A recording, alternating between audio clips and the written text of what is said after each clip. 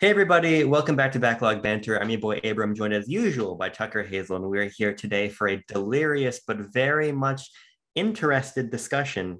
That's not right. Fuck it, I'm tired. About the recent PlayStation showcase revealing the next slate of games coming from first party and otherwise coming to Mhm. PlayStation 5. But before we share our thoughts on the showcase and the kind of future of this console, make sure you share your thoughts with us in the Discord Yep. or in the comments. But while you're down there, if you're gonna make it down to the comments section, you got to pass the description. There's all Yeah. kinds of fucking goodies for you down there. And unlike Sony, we're not going to withhold anything from you. We're going to put all our information in one place: That's the true. subscription button, the Yep. Discord link, the like, the bell. We didn't actually place most of those there. They were like automatically No, generated by actually, I YouTube's did. structure. Oh, you I designed did. the YouTube layout. I forgot about that. I did. It's my big claim to fame. Mhm. But Tucker, I am underwhelmed Yeah. categorically by that showcase. And so to give my opening salvo, I don't obviously the structure of the event itself had issues Yes. pretty blatantly. Pretty obviously. Yeah. Yes, but what I took bigger issue with is the fact that this showcase did nothing to answer my criticisms of Yes. the current PlayStation lineup, Mhm. and it actually doubled down on some things that I was worried about. So Yeah. we're information that's being given to us very spottily, and what we did get was sequels Yeah. and a lot of samey stuff from even Insomniac, as we're going to get into. Mhm. Insomniac makes great games, but they make the same great game. While Wolverine could be different, it seems like we are really tightening up what PlayStation is. And there's a lot of my peers talking on Twitter about, damn, I'm hoping today is when they return to this sort of Yeah. creative Sony, the Sony that gave us a fucking Vib ribbon or a Yeah. Loco Roco, or this Yeah. is, God, yeah, give me a DualSense Loco Roco any fucking day of the week. I came out of this in the same boat, very yeah, confused for the yeah, most part, because what we got with this showcase is an opener about chess that went on for right. approximately five I minutes, forgot that even happened. which was entirely unrelated to the rest of the conference, Yes. and then opening on a tease of a remake, which is a very interesting remake. KOTOR, we're going to get into that at one of the announcements of the show. But after that, it was mostly, as far as I remember, just trailers for games we already knew about. And not Yes. necessarily like super exciting trailers for games we already knew about, like more information about the game or when did we get any new release dates for any of those? I'm not even sure. There was a weird lack of release dates Yeah, just across the board. and so it was just like, okay, oh yeah, Deathloop's coming out. Oh yeah, Forspoken and Ghostwire Tokyo, and none of these games are bad and or take away from the lineup of the PlayStation ecosystem. Yeah. But for the first showcase in a while, the first actually substantial showcase in a very long time, Yes. and especially being the one that came after a long period of not really any first party games since the beginning of the year with Eternal and Ratchet, and not a clear lineup for the foreseeable future, to be honest. I was expecting a lot more out of this. And on top of that, they just crammed all the actually important stuff, the exciting stuff at the end in a Yeah. way that just made it feel like, okay, we're going through the motions, we're going through the motions. Oh shit. Okay, they actually do have stuff. And then Yes. each of those had their caveats as well as to, okay, well, this is interesting, but which is unfortunate. Yeah, I think there was a clear lack of focus. And even if we're Yeah. kind of removing ourselves from what the actual showcase is, even if you were just presented with the PlayStation blog write-up of this is what was there, you know what I Mhm. mean? Um, it still wouldn't make a whole hell of a lot of sense. To So have as a new showcase. right. And what I mean by that is you're talking about this kind of questions about what's the lineup even looking like? Yeah. And so the biggest, I think clearly the biggest announcement of the presentation, as much as I want to say it's KOTOR, it's actually Wolverine, probably. Yeah.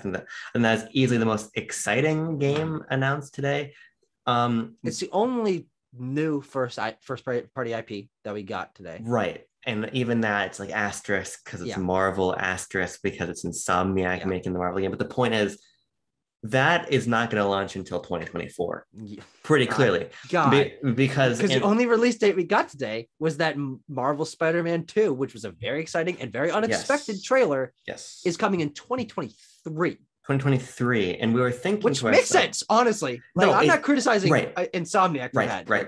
That makes perfect sense because what we were talking about with Wolverine is like, how the fuck are they making more Yeah. games? Mhm. Because they went They did Spider-Man Remastered, which takes resources. They did Yeah. Miles, and they did Ratchet back to back to back. Yep.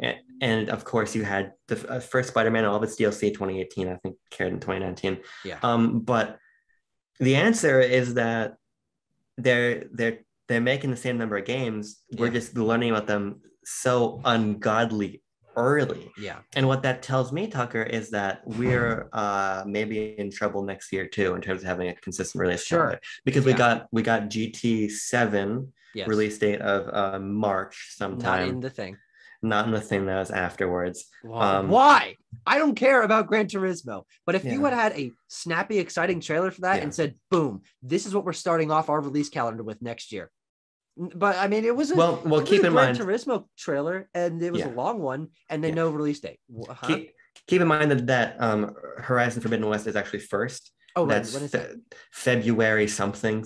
Okay, 18th, so maybe. Once again, possibly front loading the year with their first party releases. Yeah, and I mean, Sony's always had a tendency to do that. They typically leave the fall to their partners. Sure, but going back to back on Horizon GT is interesting for me. I don't really give a fuck because I was not going to play GT anyway. It's just not my sort of game. But it's like no Ragnarok release date is peculiar. I think Ragnarok looks better than 2018, but I think you could have, as someone who didn't finish 2018, you could have told me that everything that we saw there took place in the part of 2018 I didn't play, and I would have believed you. It comes back to this central issue I have that's two-pronged of the games are not coming out at a steady clip, and they're sequels, or they look the same, or they're all in the same wheelhouse. Then that's my thesis. Even something like the first party announcement we got of the showcase was a remastered collection of Uncharted 4 and Lost Legacy coming to PS5 and PC.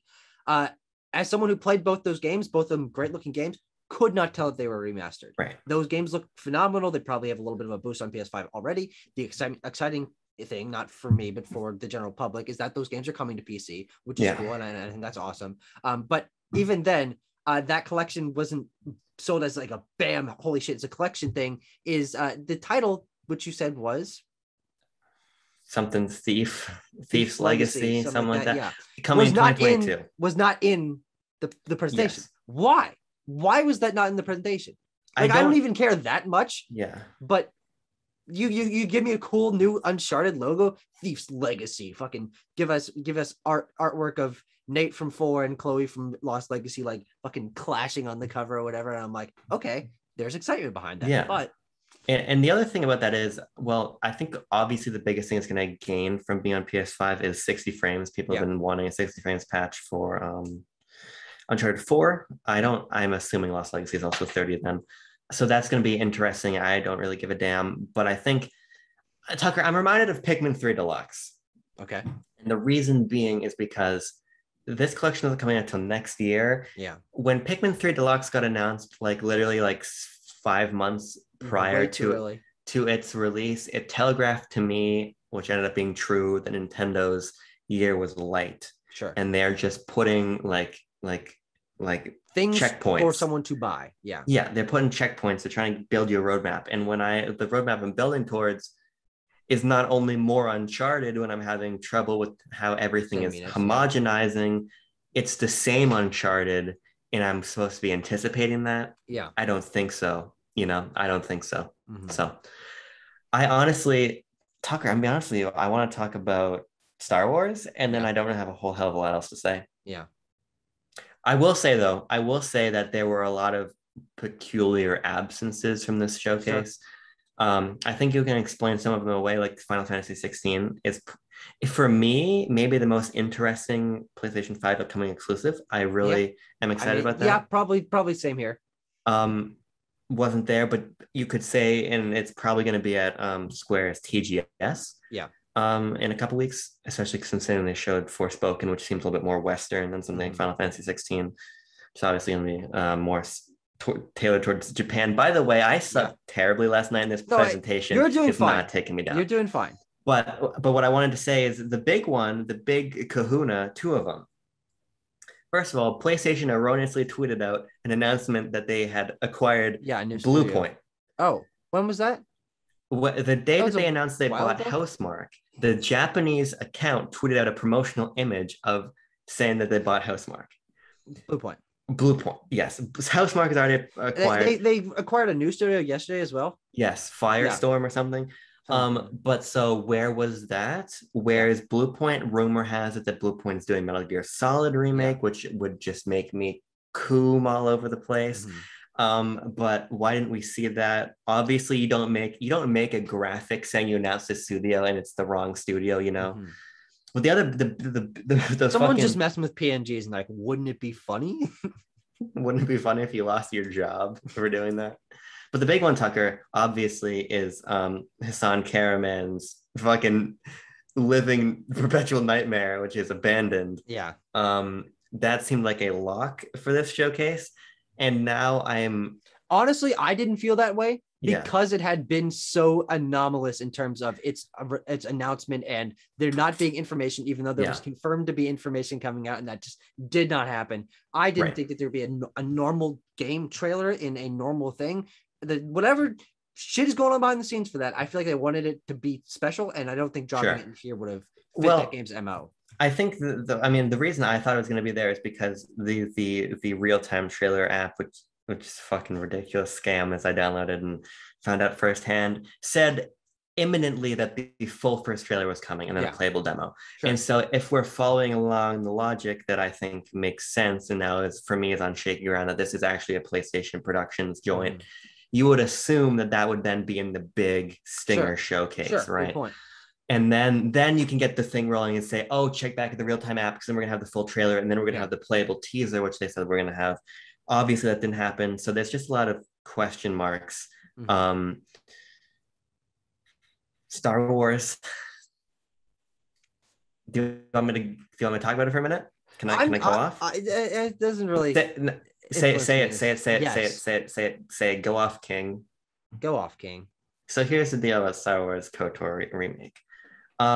This is being handled by Aspire. What's interesting about Aspire doing it is that Aspire is responsible for porting and pseudo remastering a lot of Star Wars classic games. They Okay. brought Jedi Knight and Jedi Academy to Switch and PlayStation. They brought Star Wars Episode 1 Racer to Switch and PlayStation, and I think Xbox. They brought Republic Commando over as well. They've also done a shit ton of other port work. They've worked with KOTOR and KOTOR 2, Dark Sith Lords, whatever the fuck the sequel is called. They brought those to mobile and to Mac and Linux. Yeah. So The mobile port is the one I played. yeah. So the Back point in the is, fucking day. they are not a studio that you would anticipate to be doing as I saw from Nibal's Twitter, from the ridiculous like treehouse-esque thing that they have to showcase. This game is being built from the ground up. Oh, okay. For next gen, with a lot of it's the biggest they say it's the biggest project we at Aspire has ever done. I think obviously from what you're saying, their Right. track record, this is 100 times bigger. And that's the thing. It's not necessarily that it's the biggest project. It's just that jump in magnitude between what they are traditionally do And complexity. They're a port studio, and there's nothing wrong with that. I've spoken in the past that they're incredibly important for preservation of especially Star Wars titles and the other stuff they do also. But so I would say that I am concerned about how this is going to turn out. Mhm. Personally, I'm hoping for something a little bit closer to a Final Fantasy VII remake in terms of them taking the broad strokes of the game but modernizing it some. But as I was saying to you in our reaction, because I find KOTOR very hard to play nowadays, just modernizing, cleaning it up, I think would be good. A part of me really wished that it was a more established triple A studio doing this job. Because personally, it's not for me, a KOTOR remake doesn't excite on any particular level, because what I want is a new game. I want a big AAA new open world RPG, whatever the fuck. Right. It being a from the ground remake of KOTOR, I think is really just capitalizing the fact that KOTOR is the famous Star Wars game, and not necessarily because of anything outside of that. I mean, it's gonna be hopefully good. It's gonna be hopefully popular, but its lack of newness certainly knocks it down for me. I agree. I agree with you in part. I think the reason that it's different for me is A, because it's Star Wars, and I'm a huge fucking hypocrite when it comes to Star Wars. Yeah. But B, a little bit more objectively, is that we do know that there's a lot of new Star Wars content coming. We know that Ubisoft Massive is making their open world Star Wars game, which I think is going to bring in a new flavor. And of course, you got things like Skywalker, Star Wars Saga, and Star Wars Hunters, and then obviously the numerous deals being cut behind the scenes in light of Disney realizing with Marvel that we need to spread IP around studios. And the fact that EA is kind of on the way out, and rumors of a Fallen Order 2. The point is a lot of new content coming, and I think that KOTOR, unlike a lot of games that get remastered or remade, genuinely really needs that. Sure. You know, I think it really needs that treatment. So we'll see. I gotta say, for me, that was a highlight. But because it's Star Wars, and frankly, that's a testament to how the showcase just didn't do a whole hell of a lot for me. But Deathloop still looks fucking awesome. I can't tell time. I don't know how calendars work, so I didn't realize the game comes out on Tuesday. I'll be, of course, playing that right away. But on the whole, Sony, you fucked it up. Sony, you just need to get your shit together. I mean, nothing in this showcase was bad. There were good trailers for games that looked good. None of them looked broken. They were all exciting. They were all from familiar studios or cool concepts, whatever. The pacing is very strange. I didn't feel like I needed a lot of those trailers for those games, even if they were, looking solid. And then on the first party side, our biggest complaint is that 2022 looks a little bit strange because we're not sure what's coming out, and that really didn't help answer our questions. I don't think for me and for a lot of the people who are in the hardcore of the PlayStation ecosystem, a collection of Uncharted games is anything huge, especially because those games already look great. The jump from PS3 to PS4 made the Uncharted Nathan Drake collection a lot more interesting. And then, I got announcements of 2 new awesome Marvel games, hopefully awesome Marvel games from Insomniac. But those are so far in the future that it's just laying groundwork for the PS5 to be awesome in 3 years. And God of War, Tucker, we will be next year. Who knows? Yeah, Tucker, we'll be out of college before those Marvel games release. 100% we will, literally, which is ridiculous. Yes. So, I think you summed it up very nicely. Yeah. I think people are more excited than we are. I think we're on the dour. I haven't checked Twitter side. I gotta say, and fucking crucify me if you want, the only PlayStation perspective I care about, other than whomsoever I'm talking to directly, is Sacred Symbols. Yeah. So here's what Colin, Dustin, and Chris have to say. I think the episode comes out tonight for patrons, so be listening. Actually, I won't be. I'm fucking gonna go. I'm gonna be asleep as soon as we hit the end and record button. But Tucker, thanks for joining me. Thanks for taking this trip into the depths of mediocrity with me. We'll be back for PlayStation coverage with Deathloop imminently. Tanner's very excited, so we'll pull him in. I also want to pull Tanner in for a little bit of planning on camera. Make us do it. Fucking feet to the fire. I want to do a video just talking about Marvel games, because there's been a lot of moving and shaking, and I like a little moving and shaking, as you do too. But I think we're done. Fuck it. You're a big Have a nice night fan. Not as big as you.